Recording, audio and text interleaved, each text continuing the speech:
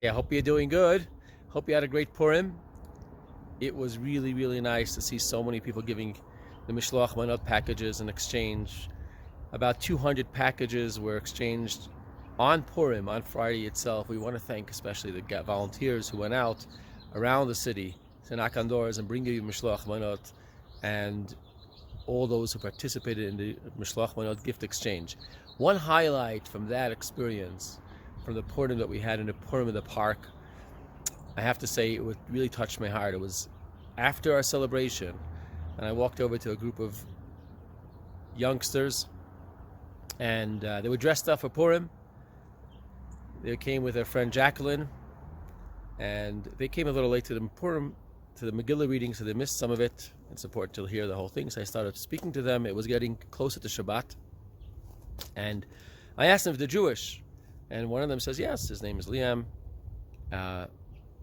Okay, did you hear the whole Megillah? No, we came late. Did you ever put on Tefillin? And his response was, what's that? Of course, a very important mitzvah, of course, an important opportunity to have Tefillin put on for the first time.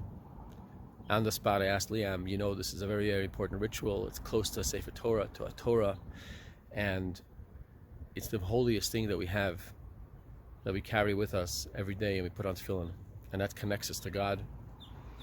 Would you like to do it? He says, sure. And on the spot, we put on Tefillin.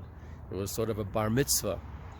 He hadn't had a bar mitzvah yet in his life, and this was an extraordinary experience.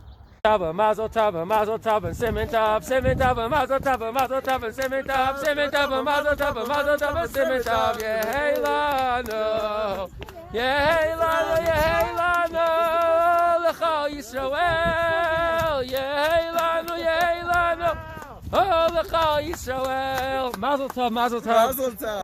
And then we sat and we read the whole Megillah from beginning to end as the sun was setting on a beautiful Purim.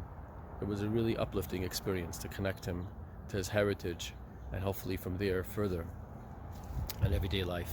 This week's Torah reading, we have the famous story of Moses begging and pleading on behalf of the Jewish people after God wanted to destroy them after the sin of the golden calf. It was a grave mistake, a grave sin, right after they received the Torah on Mount Sinai, and here they failed God, and they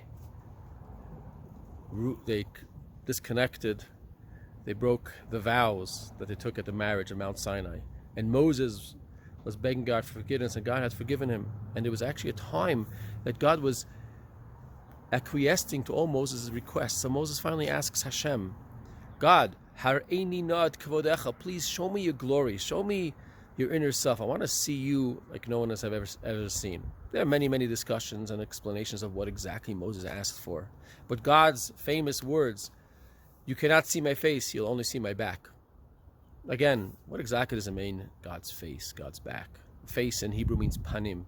Panim means inside. Back is not the inside, it's just the external part of a person. You see someone from your back, you notice them, but you don't notice them, they don't see you. There is a connection, and there's something not so connected. Our Rashi quotes, the foremost commentaries on the Torah, says, God showed Moses the kesher shel tefillin, the knot of tefillin that goes right in the back of the head. That's what it means to see God's back. What's the connection between that and Moses' prayer? Well, a knot is usually used to remind us of things. And when we make mistakes, we forget about our connection to God, we forget how much it hurts Hashem, or we forget what the mission and purpose of life is, and we do the things that are not so great. We need to retie the knot. We need to reconnect, and not reconnect the string and the connection that we have with God. A reminder, a constant reminder of our mission and soul and purpose and connection. So knots reconnect, and also knots remind us to be focused and to be present. And that's why it's so powerful. The tefillin is supposed to remind us, as it says in the Torah, Lezikaron beinenecha, it should be a reminder between your eyes. And that's the idea of Moses seeing God's tefillin knot. When we put on tefillin, we cause God to put on tefillin, so to speak. And that moment of Liam putting on tefillin and connecting to his Jewish heritage, to 3,333 years of Jewish heritage, was very, very inspiring. In a few weeks, we celebrate Passover, like I said, 3,333 years since the Exodus. Please be sure to have your Seder that we're going to be giving out. If you want to be part of it, to give out and distribute these Seder kits, please contact us. Have a good Shabbos and experience true freedom from Purim to Pesach.